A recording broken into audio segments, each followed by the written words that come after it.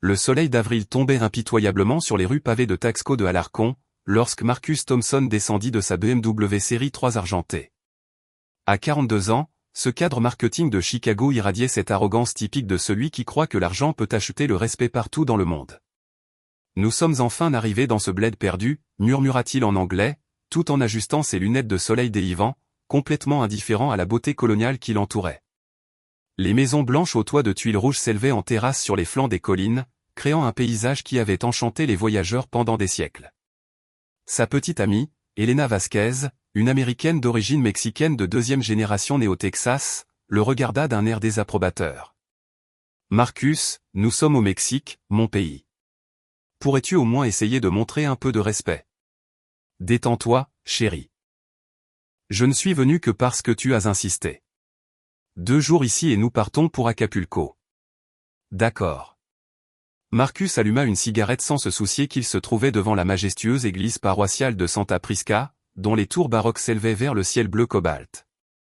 Elena soupira, sentant le fossé culturel entre eux devenir plus évident à chaque mot. Elle avait grandi en écoutant les histoires de sa grand-mère sur Taxco, sur la dévotion de ses habitants et l'importance des traditions. Mais Marcus ne voyait qu'un obstacle sur son itinéraire de plaisir. « Allons dans l'église », proposa Elena, espérant que la magnificence du lieu pourrait éveiller une certaine sensibilité chez son petit ami. L'intérieur de Santa Prisca les accueillit avec son arôme caractéristique d'encens et de bougies. Les retables dorés brillaient sous la lumière filtrant à travers les vitraux, tandis que plusieurs fidèles priaient en silence. Sur l'autel latéral droit se trouvait l'image du Christ crucifié, connu localement sous le nom de Sonore de Taxco, une sculpture du XVIIe siècle qui avait été vénérée par des générations de mineurs et d'artisans.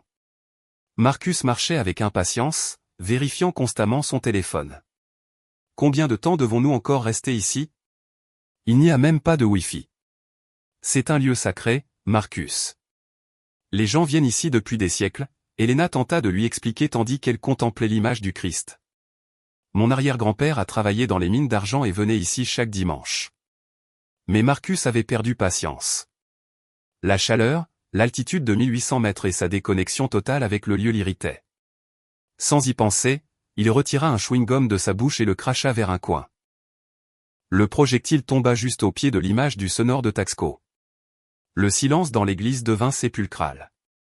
Doña Carmen Hernandez, 73 ans, qui avait été sacristine pendant 40 ans, vit tout. Ses yeux se remplirent de larmes d'indignation tandis qu'elle s'approchait tremblante pour nettoyer l'offense. « Qu'est-ce que tu viens de faire ?» Elena resta paralysée par la honte. 3 hommes qui travaillaient dans les mines des environs, vêtus de leurs vêtements de travail, s'approchèrent. Le plus âgé d'entre eux, Don Aurelio Moral, un homme de 60 ans aux mains tannées par des décennies de travail, parla d'une voix calme, mais ferme. « Excusez-moi, monsieur, on ne peut pas faire ça ici. Cette image nous est très chère. » Marcus, sans comprendre la gravité de son acte, répondit avec dédain, « Look, old man, I don't speak Spanish. All statue. » Ok. Don Aurelio comprenait parfaitement l'anglais. Il avait travaillé des années aux États-Unis avant de revenir dans son village natal. Son expression se durcit. Elena, mortifiée, commença à s'excuser en espagnol. « S'il vous plaît, excusez-le. Il ne comprend pas nos coutumes. » Mais le mal était fait. Dans une communauté où la foi et les traditions sont des piliers fondamentaux, ce que Marcus avait fait était impardonnable. Plusieurs fidèles commencèrent à murmurer entre eux. La nouvelle se répandit comme une traînée de poudre. Tandis qu'il sortait de l'église sous les regards hostiles des présents, Marcus ne comprenait toujours pas l'ampleur de son erreur. « Partons tout de suite. Cet endroit me tape sur les nerfs. » En arrivant à la BMW, il tourna la clé de contact. Le moteur fit un bruit étrange et s'éteignit immédiatement. Il essaya de nouveau. Rien. Une 3e fois.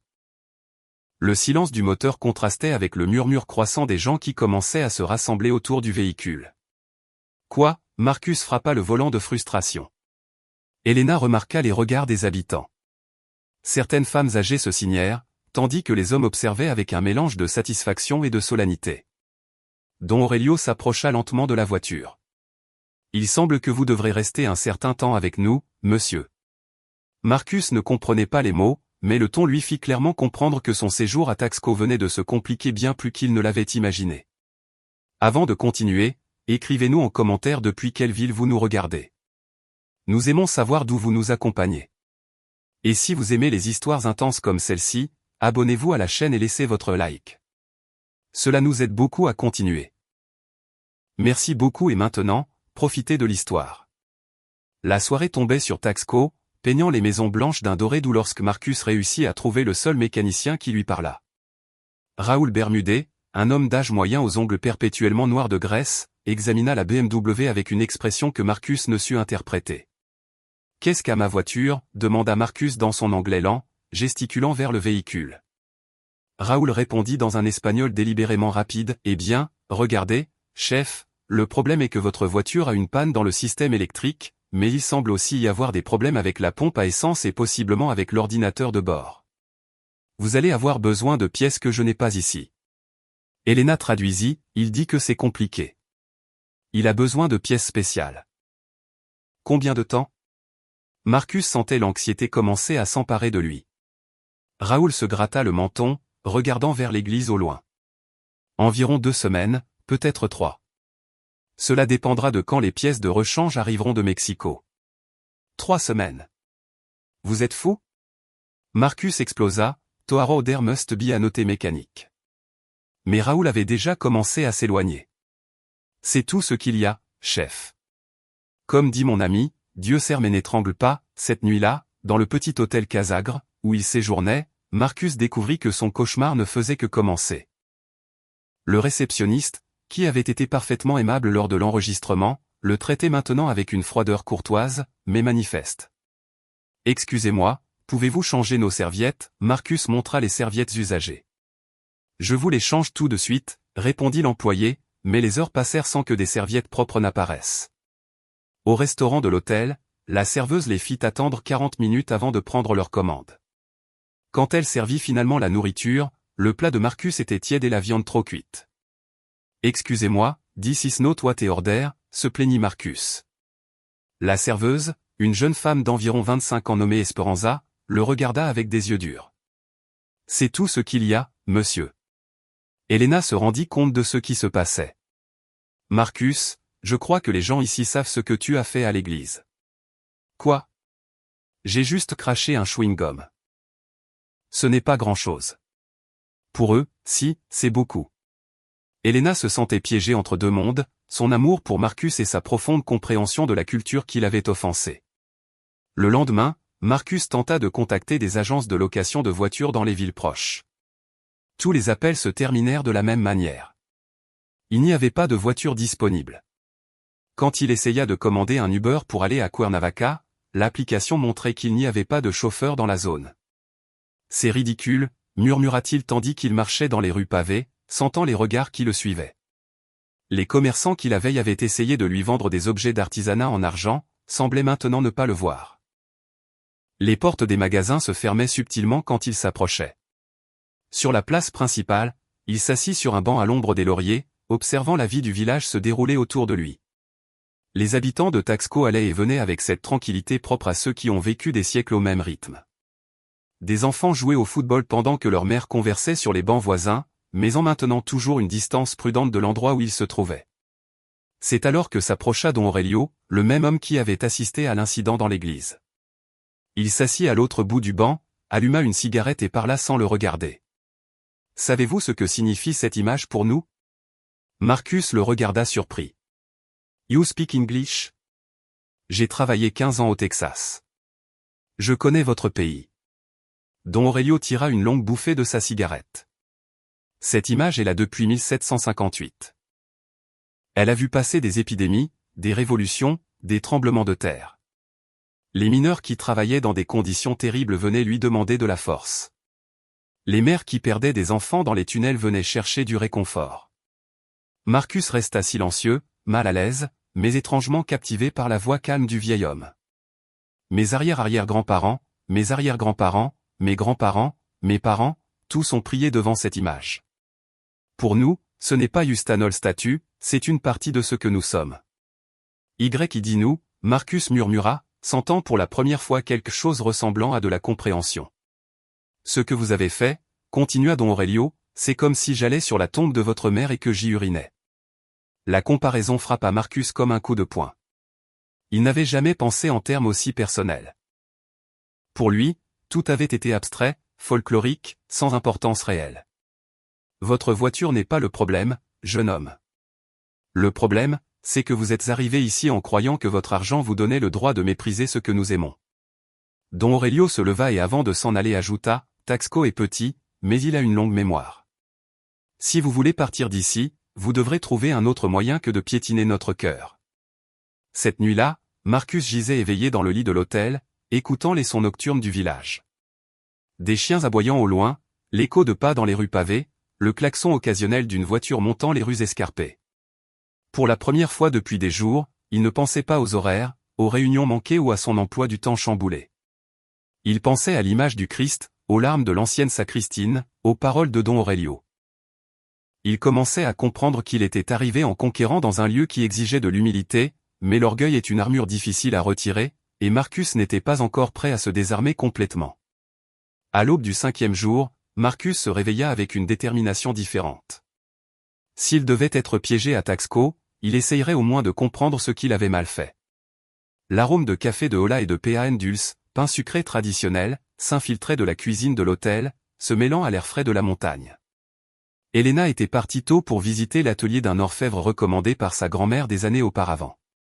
Marcus la suivit par les rues sinueuses, observant vraiment pour la première fois l'architecture qui l'entourait. Les maisons coloniales avec leurs balcons en fer forgé racontaient des histoires de siècles passés. Chaque façade blanche reflétait la lumière du matin comme de petits miroirs. L'atelier de Don Jacinto Salgado était situé dans une maison du XVIIe siècle, où le maître orfèvre travaillait depuis 40 ans. Le son rythmique du marteau sur l'argent résonnait depuis la cour intérieure, créant une musique métallique qui avait accompagné Taxco pendant des générations. « Bonjour », salua Elena en entrant. Don Jacinto, un homme mince de 60 ans aux mains tachées en permanence par le travail des métaux, leva les yeux d'une croix élaborée qu'il était en train de ciseler. « Bonjour, señorita. En quoi puis-je vous être utile ?» Elena expliqua qu'elle était une descendante de Taxco et voulait connaître le processus traditionnel du travail de l'argent. Don Jacinto sourit chaleureusement, mais quand il remarqua Marcus derrière elle, son expression se refroidit visiblement. « Ah, c'est vous, celui de l'église, dit-il sans hostilité, mais avec un sérieux qui coupait l'air. Marcus sentit le poids de ces mots. Sa réputation l'avait précédé même ici. « I'm sorry », murmura-t-il, les premiers mots d'excuse qu'il avait prononcés depuis l'incident. Don Jacinto l'étudia un instant, puis retourna à son travail. L'argent ne pardonne pas les erreurs, monsieur. Si vous ne le respectez pas, il se brise. Si vous ne comprenez pas sa nature, vous ne pourrez jamais créer quelque chose de beau. Elena traduisit et Marcus hocha lentement la tête. Kni, Kani, watch you work. Le maître orfèvre considéra la requête. Vous pouvez rester, mais sans rien toucher et sans parler à moins que je ne vous pose une question. Pendant les 3 heures suivantes, Marcus observa le processus, fasciné. Don Jacinto chauffait l'argent dans un petit four, le martelait avec une précision millimétrique, le plongeait dans des acides qui le nettoyaient et le faisaient briller. Chaque mouvement était calculé, appris à travers des décennies de pratiques et de traditions familiales. Mon arrière-grand-père a enseigné ce métier à mon grand-père en 1890, expliqua Don Jacinto tandis qu'il donnait forme à une délicate filigrane. Mon grand-père l'a enseigné à mon père et mon père à moi. On ne l'apprend pas dans les livres, on l'apprend avec les mains, avec patience, avec respect. Marcus commença à comprendre quelque chose de profond. Ce n'était pas seulement un travail, c'était un héritage culturel, une forme de vie qui se transmettait comme un trésor sacré. The Image in the Church, Marcus s'aventura à demander, « How is it ?» Don Jacinto cessa de travailler et le regarda directement. Elle a été fabriquée par des indigènes qui ont appris les techniques baroques des Espagnols. Il a fallu 3 ans pour la sculpter. Chaque détail a un sens. Chaque expression raconte une histoire de douleur et d'espoir. Elena remarqua les larmes qui commençaient à se former dans les yeux de Marcus.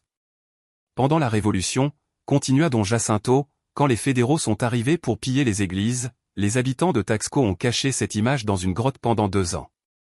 Hommes et femmes ont risqué leur vie pour la protéger. Quand ils ont pu la ramener à sa place, ils ont organisé une procession qui a duré toute la journée. Marcus sentit une boule dans la gorge. Y had no idea. Les gringos n'ont jamais aucune idée, répondit don Jacinto, sans malice, juste avec tristesse. Ils arrivent ici en pensant que nous sommes là pour agrémenter leurs vacances. Ne voient-ils pas que nous avons une histoire, que nous avons une âme? Ce midi-là, Marcus marcha seul vers l'église paroissiale de Santa Prisca. Les cloches sonnaient l'Angélus, appelant les fidèles à la prière de midi. Il entra à pas hésitants, sentant le poids de tous les regards qui se souvenaient de sa transgression. Doña Carmen, la vieille sacristine, nettoyait les retables avec un soin révérencieux. Quand elle le vit, elle s'arrêta, mais ne s'éloigna pas. Marcus s'approcha lentement de l'autel où se trouvait l'image du sonneur de Taxco. De près, il put apprécier les détails qu'il avait auparavant ignorés, l'expression sereine, mais douloureuse du visage sculpté, les mains étendues dans un geste de pardon, les plis de la tunique qui semblaient bouger avec la lumière des bougies. « Perdonam » murmura-t-il en espagnol, l'un des rares mots qu'il avait appris pendant son séjour forcé. Doña Carmen s'approcha. « Parlez-vous un peu espagnol » Marcus répondit, s'efforçant de se souvenir des leçons d'Helena. La vieille femme l'observa avec des yeux qui avaient vu beaucoup de douleur et beaucoup de pardon au fil des ans. « Écoutez, jeune homme, Dieu pardonne tout, mais il faut d'abord apprendre pourquoi on a besoin de pardon. » Marcus hocha la tête sans comprendre complètement les mots, mais saisissant le sens profond du message. Cette image, dit Doña Carmen en touchant doucement la base de la sculpture, a écouté les prières de mineurs qui savaient qu'ils ne reviendraient peut-être pas chez eux. Elle a consolé des mères qui ont perdu des enfants. Elle a donné de l'espoir quand il n'y en avait nulle part ailleurs. Marcus resta agenouillé, ressentant pour la première fois de sa vie d'adulte une humilité véritable. Ce n'était pas une humilité feinte par commodité, mais la reconnaissance profonde d'avoir blessé quelque chose qu'il ne comprenait pas, mais qui méritait le respect. Quand il sortit de l'église, 1 heure plus tard, il trouva Helena l'attendant sur la place. « Comment te sens-tu » lui demanda-t-elle. « Différent » répondit Marcus. I'm starting to understand. Cet après-midi-là, tandis qu'il marchait dans les rues pavées, Marcus remarqua que certaines personnes ne l'évitaient plus activement. Il y avait toujours de la froideur, mais aussi de la curiosité. La nouvelle avait circulé que le gringo avait passé du temps à l'église, qu'il avait été à l'atelier de don Jacinto, montrant du respect. Mais le vrai test viendrait le lendemain, quand il devrait décider si sa nouvelle compréhension était sincère ou simplement une stratégie pour échapper à Taxco.